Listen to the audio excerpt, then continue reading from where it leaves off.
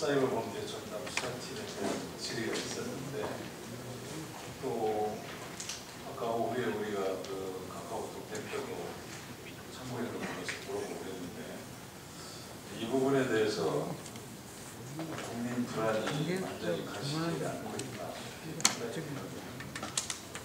이게 좋은 의도로 시작을 했는데 사실은 이 사이버상의 경외훼손이라는 게 전파속도도 빠르고 그리고 실제로 이런 걸로 인해서 자살한 사람도 있었고 단속의 필요성은 분명히 있고 그런데 또 하필이면 이제 대통령 발언 뒤에 이제 시점이 또 그렇게 잡히다 보니까 여러 가지 오해를 받을 소지도 있었고 또 보도자료에서 실시간 모니터링 이런 것들이 그 대상이 아닌 것으로 생각하고 발표했는데 엉뚱하게 대화방까지 다 이렇게 되는 거 아니냐 이런 불안.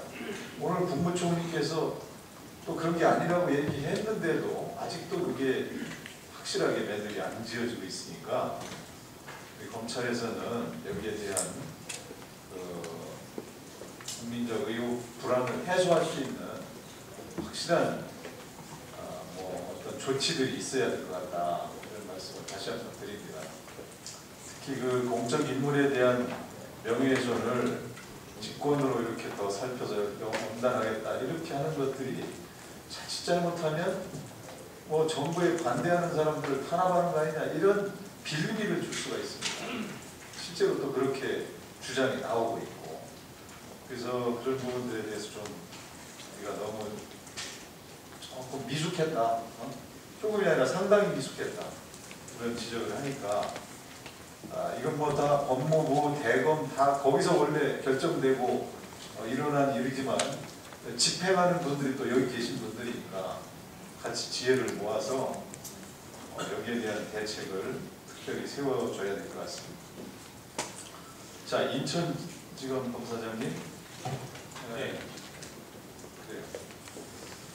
지금 인천지검 이제 언제 가셨죠? 거기? 7월 25일에. 그러면 이제 불과 석 달 정도 안 됐네요, 아직. 예. 그래서 뭐 그동안 일어난 일에 대해서 물어보기가 좀 미안하긴 한데 그러나 이제 다 책임지고 파악하고 그러고 있죠? 네, 그렇습니다. 지금 미제 사건이 많이 늘어났죠? 예, 좀 많이 늘었었는데 지난 9월 말에 거의 세월호 사건 바로 직전 수준으로 거의 회복하였습니다.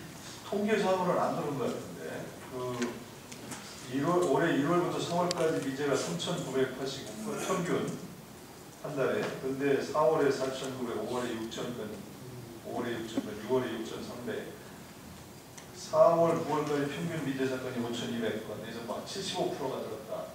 이게 물론 다 이제 유병헌 사건 수사하다가 이렇게 있기 때문에 충분히 이해는 가는데 대신에 또 이제 민생에 대한 서비스의 차질이 결국 빚어지는 거 아니냐 이런 우려가 있으니까 이런 걸 조속히 해결하도록 노력을 하셔야 되고 유병헌 수사와 관련해서 한 가지 지적을 하지 않을 수 없습니다. 이건 검찰 전체에 해당되는 얘기인데 이게 결국 기본적인 고유는 5월 25일 날 검찰이 그 유병헌 의심처였던 송치재 피해서 결장을 수색을 했는데 그때 콩나무 기억장 속에 있는 걸 발견을 못했던 거죠.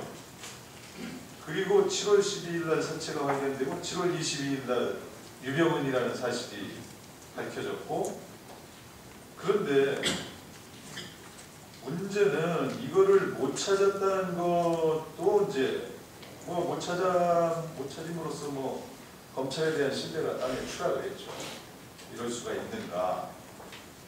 얼마나 많은 사람들이 유병헌이 살아있을 걸로 알고 이야기를 했습니다. 심지어 대통령까지도 빨리 잡아야 된다고 독촉을 할 때 이미 유병헌은 사망해 있었다. 이런 어이없는 일이 우리 유능한 검찰에서 정말 우리 역사상 이런 큰 실수가 없다. 나는 그렇게 보여지는데 문제는 이 유병헌을 검거하지 못한 것도 잘못이지만 이거를 한 달간 발표를 안고 숨겨왔다는 사실. 그러니까 5월 25일 날 수색을 해서 아무것도 발견을 못했는데 6월 26일 날 검찰이 수색했던 그 공간에 유병헌이 있었다는 사실이 밝혀진 거 아닙니까? 그 신모 누구의 진술을 통해서. 그래서 바로 다음날 가서 수색을 해가지고 발견한 게 현금 8억 3천만 원하고 16만 달러 가방이라는 거 아니에요? 예. 근데 그걸 그때 발표를 안 했죠? 6월 26일. 예. 그러고서 숨겨오다가 이제 이게 7월 22일 날 유병헌 시신이다 이렇게 발견이 되니까 그 다음날 우리가 이런 걸 가서 수색해서 이런 걸 발견했다 이렇게 나왔단 말이에요. 그럼 결국 그거 숨긴 거 아닙니까? 어때? 박만훈 사장님 생각은 어떻게 생각해요? 그 당시에는 현금이 10억 정도 있었기 때문에 유병헌이 직접 오거나 아니면 그 측근들이 그 돈을 찾으러 올 것이라고 예상하였습니다. 그래서 수사관들이 그곳에서 열흘 정도를 잠복을 하고 있었는데 열흘 동안 오지를 않으니까 다시 거기다가 CCTV를 설치하고 그 근처에서 잠복을 하면서 다시 한 열흘 정도가 지나간 상황이었습니다.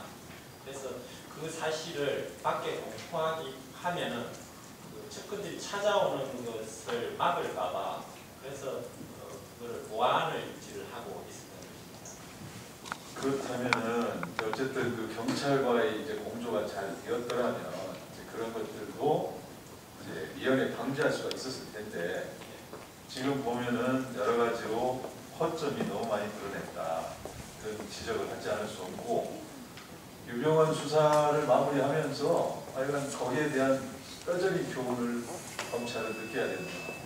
이런 점을 지적하지 않습니다. 아시겠죠? 네. 장관님, 예, 기억한 부분들을 하나하나 체크하고 있고 앞으로는 동일한 잘못을 반복하지 않도록 이렇게 노력을 해 나가겠습니다.